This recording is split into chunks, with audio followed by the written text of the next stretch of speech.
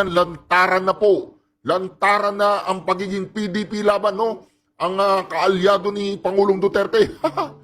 Sa ayaw at sa gusto ninyo, lilitaw at lilitaw ang kulay ni Senador Congressman Rodante Marcoleta. Yan po, mantakin ninyo, yan po ang magiging number 1 senador sa balat ng universe. Ano? Hindi ko na mapayagan. Ayan po, si Binoy. Robin Padilla. Gusto mo turuan kita mag-corrupt?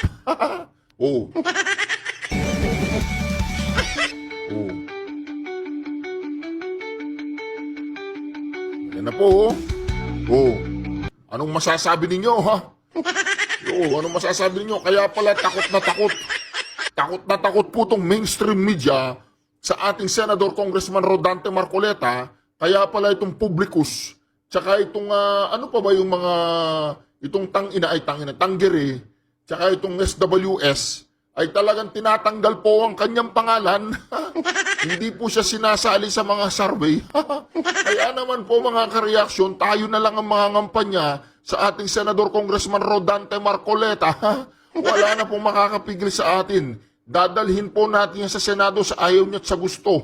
Tatali po natin ang kanyang dalawang kamay, dalawang paa. Kung may pakpak yan tsaka sungay, tatali din natin. Dadalhin natin yan sa Senado. Wala na pong makakapigil sa atin dito. Yan o.